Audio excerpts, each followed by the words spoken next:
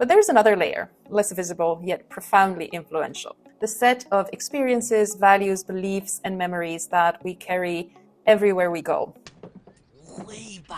In the past two videos, we explored how we can reclaim agency by recentering ourselves within our environments and consciously choosing our reactions to others. These two tools, the center of my environment and the action-reaction model, remind us that we are both designers and participants in the systems around us. But there's another layer, less visible yet profoundly influential. The set of experiences, values, beliefs, and memories that we carry everywhere we go. I call this the invisible backpack.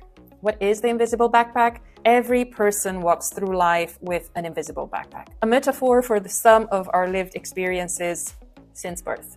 Inside are our cultural norms, family expectations, social conditioning, traumas, privileges, and learned behaviors. Some items we packed ourselves through conscious choices, others were placed there by the societies and environments that raised us. Our backpacks influence how we interpret the world, how we relate to others, and even how we treat ourselves. They shape our reactions before we are even aware of them. From an environmental psychology perspective, we can say that people don't simply live in environments. They carry environments within them. The invisible backpack is that internalized environment. It travels with us into every conversation, decision, and relationship.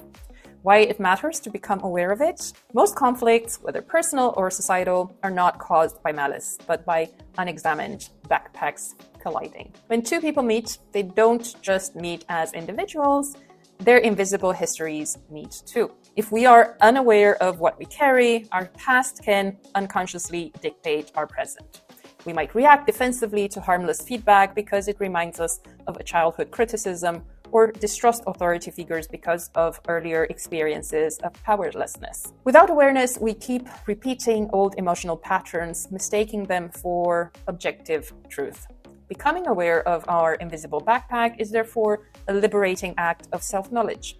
It allows you to see which beliefs or fears still serve you and which are weighing you down. It's not about erasing your past, but understanding how it has shaped you so you can choose what to carry forward. What's the connection with the center of my environment and the action-reaction model? The three tools form a holistic system. The center of my environment teaches you to design spaces that align with who you are. The action-reaction model helps you navigate interactions within those spaces consciously. The invisible backpack reveals why you react the way you do in the first place. When you know what's inside your backpack, you understand why certain environments drain you while others energize you, or why some interactions trigger disproportionate emotions. Awareness transforms confusion into clarity. And just as you are the center of your environment, remember that you are also part of others' environments. Your invisible backpack shapes not only your life, but also the atmosphere you create around you.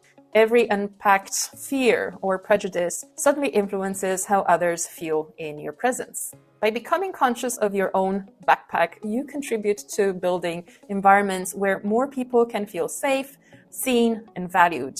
Thus, learn to lead by example and treat others as you'd like to be treated. How it shapes our perception of the self, others, and the world?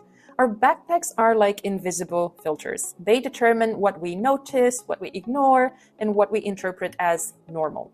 If your backpack contains experiences of scarcity, you may see the world as competitive. If it contains experiences of abundance and trust, you may approach others with openness. Neither is inherently right or wrong. They are simply reflections of lived experience. Recognizing this helps us move away from judgment. Instead of labeling someone as difficult or lazy, we begin to wonder what kind of backpack they might be carrying. This curiosity is the foundation of compassion and inclusion. A personal example, when gender inequality isn't about gender. Let's take a topic that often sparks strong emotions, gender inequality. We tend to frame it as a conflict between men and women, but many of its roots lie in different invisible backpacks rather than biological difference. For example, I often describe myself as an independent woman, but my independence didn't come from some innate female strength. It came from the environment I grew up in, one where I was supported and encouraged to do everything I wanted to do. My backpack includes early messages of trust, autonomy, and possibility. Someone else, however, may have grown up in an environment where women were discouraged from taking initiative or where failure was punished. Their backpack might contain fear of disapproval or learned helplessness.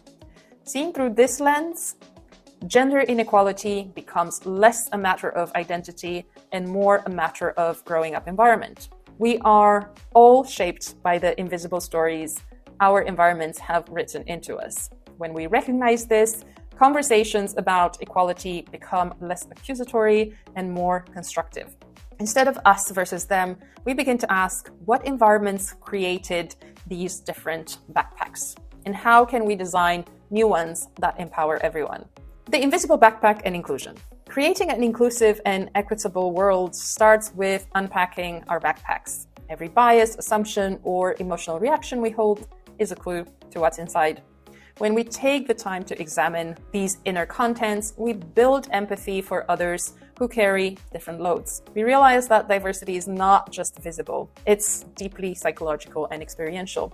It promotes self-compassion, understanding that our struggles are not personal failures, but learned adaptations to past environments. When you see your anxiety, perfectionism, or need for control as protective tools once needed for survival, stop blaming yourself. That self-understanding opens the door to healing.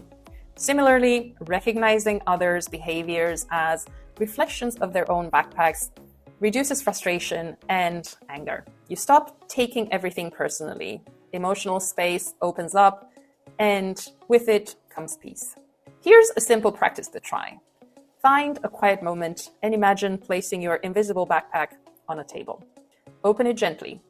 Inside, you might find values your family instilled in you, lessons from past successes and failures, fears you inherited from your culture, stories you tell yourself about who you should be. Which of these items feel light and supportive? Which feel heavy or outdated? You don't have to throw anything away. Just recognize what's there. Awareness is the first step towards freedom.